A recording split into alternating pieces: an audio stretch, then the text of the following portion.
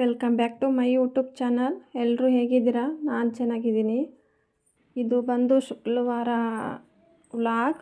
ಬೆಳಗ್ಗೆ 5 ಗಂಟೆ ಆಗಿದೆ. ನಿನ್ನೆ ಸಾಯಂಕಾಲನೇ ಮನೆಯೆಲ್ಲ ಕ್ಲೀನ್ ಮಾಡಿ ಇಟ್ಟಿದ್ದೆ. ಇವತ್ತು ಬೆಳಗ್ಗೆ ಹೊರಗೆಲ್ಲ ಕಸ ಗುಡಿಸಿ ನೀರು ಹಾಕಿ ಸಾರಿಸಿ ರಂಗೋಲಿ ಹಾಕಿ ಬಂದೆ ಅಡುಗೆ ಮನೆಗೆ. ನಮ್ಮ ಮನೆಯವರು ಅಷ್ಟೊತ್ತಿಗೆ ಹಾಲು ಕರೆದು ತಂದಿಟ್ಟು ಅಂಗಡಿಗೆ ಹೋಗಿದ್ದರು.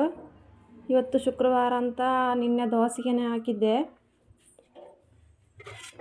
ಅದು ಉಬ್ಬಿದೆ ಇಲ್ಲ ಅಂತ ನೋಡಿದೆ, ಚೆನ್ನಾಗಿ ಉಬ್ಬಿದ್ದು.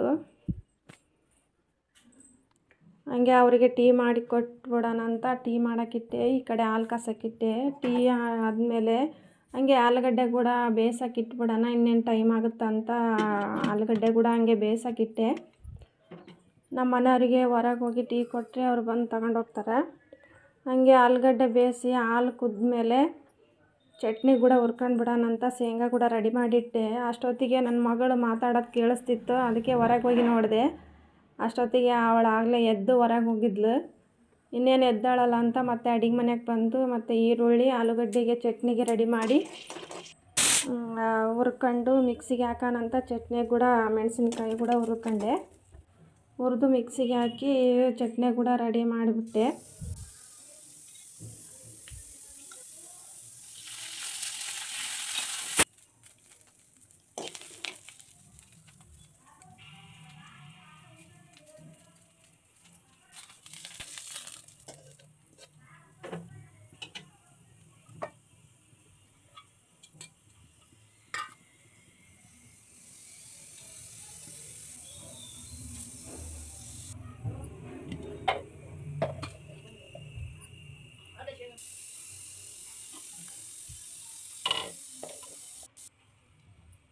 ಮಿಕ್ಸಿಗೆ ಹಾಕಿ ಹಂಗೆ ಒಗ್ಗರಣೆ ಕೊಟ್ಬಿಡೋಣ ಅಂತ ಒಗ್ಗರಣೆ ಕೂಡ ಕೊಟ್ಟೆ ಚಟ್ನಿಗೆ. ಆದರೆ ಅದೇ ಕಡೆಯಲ್ಲೇ ಹಂಗೆ ಆಲೂಗಡ್ಡೆ ಕೂಡ ಮಾಡೋಣ ಅಂತ ಹಂಗೆ ಎಣ್ಣೆ ಹಾಕಿ ಈರುಳ್ಳಿ ಹಾಕಿ ಸ್ವಲ್ಪ ಬೆಂದ ಮೇಲೆ ಅರಶಿಣ ಪುಡಿ ಸ್ವಲ್ಪ ಉಪ್ಪು ಹಾಕಿದೆ. ಹಾಕಿ ಈ ಕಡೆ ಆಲೂಗಡ್ಡೆ ಕೂಡ ಬೆಂದಿದ್ದವು. ಆಲೂಗಡ್ಡೆ ಹಂಗೆ ಸಿಪ್ಪೆ ಸುಲಿದು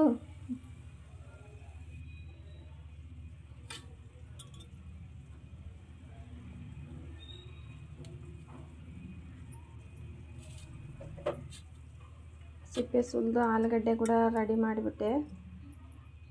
ಆ ಚಟ್ನಿ ಆಲೂಗಡ್ಡೆ ಕೂಡ ರೆಡಿ ಆಯಿತು.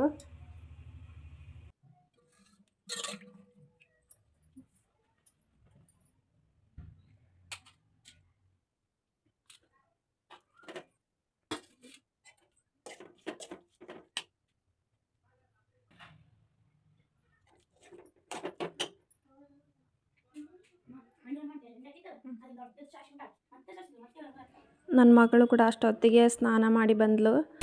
ಅಮ್ಮ ದೋಸೆ ಹಾಕ್ಕೊಡು, ನಾನು ಸ್ಕೂಲ್ ಡ್ರೆಸ್ ಹಾಕ್ಕೊಂಡು ಬರ್ತೀನಿ ಅಂತಂದ್ಲು. ಆಯ್ತಮ್ಮ ಅಂತ ದೋಸೆ ಹಾಕ್ಕೊಡ್ತಾಯಿದ್ದೀನಿ.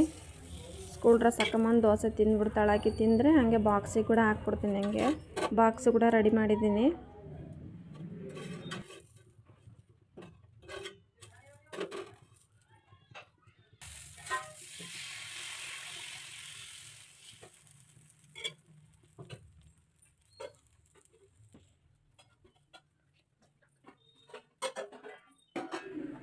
ಸ್ಕೂಲಿಗಿನ್ನ ಟೈಮ್ ಆಗಿಬಿಡುತ್ತಂತ ಅವಳನ್ನು ತಿಂದಮೇಲೆ ಬಾಕ್ಸಿಗೆ ಕೂಡ ಹಂಗೆ ಹಾಕಿಟ್ಟೆ.